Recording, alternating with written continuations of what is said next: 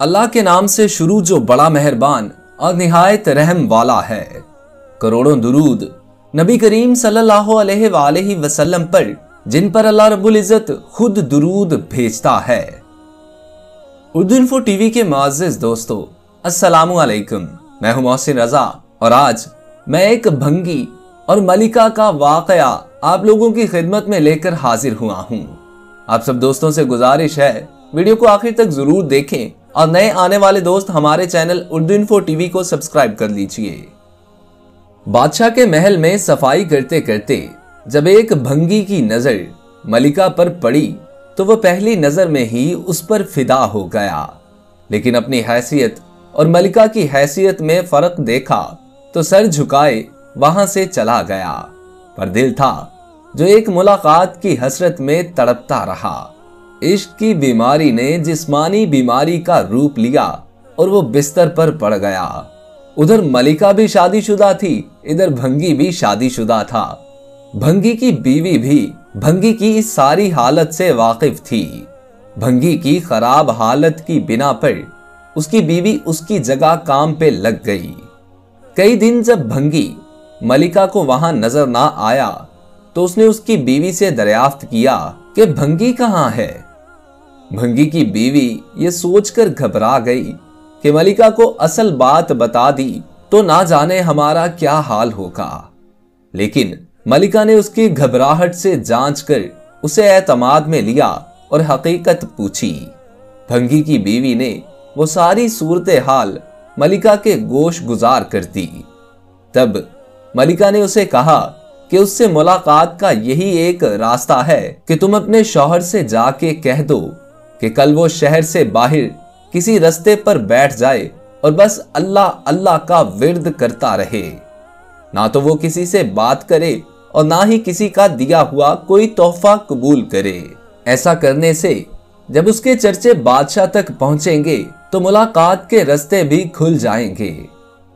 मलिका का पैगाम सुनते ही भंगी की बीवी ने बिल्कुल ऐसे ही जाकर भंगी से कहा। अपने महबूब का पैगाम सुनते ही भंगी की जान में जान आई और वो गधाओं का भेस बदल कर एक रास्ते पर जाके बैठ गया और अल्लाह अल्लाह का विर्द शुरू कर दिया। आने जाने वाले उससे मुतासिर होते और नजराने साथ लाते, लेकिन वो ना सर उठा के किसी को देखता ना ही किसी चीज को हाथ लगाता। करते करते खबर बादशाह तक पहुंची और उसने वजीर को भेजा कि दरियाफ्त करो कि कौन है और मजीद ये पता लगाओ कि वो और उसकी सच्चाई किस हद तक है।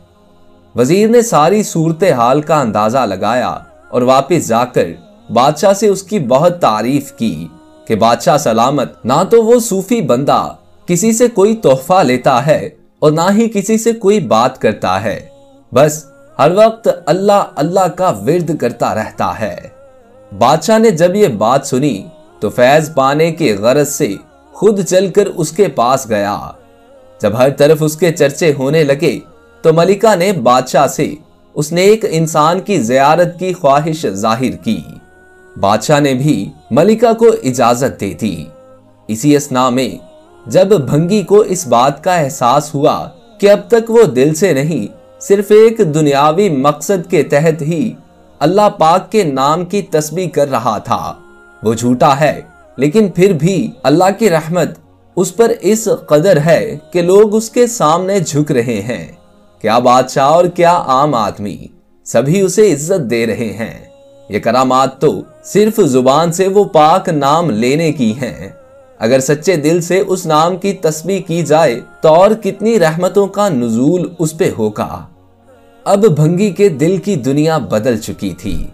जब मलिका उस भंगी के पास पहुंची तो उसने सर उठा के भी मलिका की तरफ ना देखा, जिस पर मलिका रोती रोती महल की तरफ वापस चली गई, क्योंकि वो जान चुकी थी कि भंगी के दिल की दुनिया बदल चुकी है। अब वो इश्के मजाजी से इश्के हकीकी की राह पर चल पड़ा है। बेशक उस पाक जात का जिक्र अपने आप में एक रहमत है। अल्लाह मुझे और आपको उस पाक जात के जिक्र करने और करवाने की तौफीक अता फरमाए। दोस्तों अगर आप लोगों को वीडियो अच्छी लगी हो तो इसे अपने दोस्तों के साथ शेयर कीजिए और नए आने वाले दोस्त हमारे चैनल उर्दू इन्फो टीवी को सब्सक्राइब करके साथ लगे बेल आइकन को प्रेस करके ऑल नोटिफिकेशंस ऑन कर लीजिए ताकि इस किस्म की हर नई आने वाली वीडियो बर वक्त आप तक पहुंच सके। अपने दोस्त मोहसिन रजा को इजाजत दीजिए। अल्लाह आपका और मेरा हामी और नासिर हो। अल्लाह निगहबान।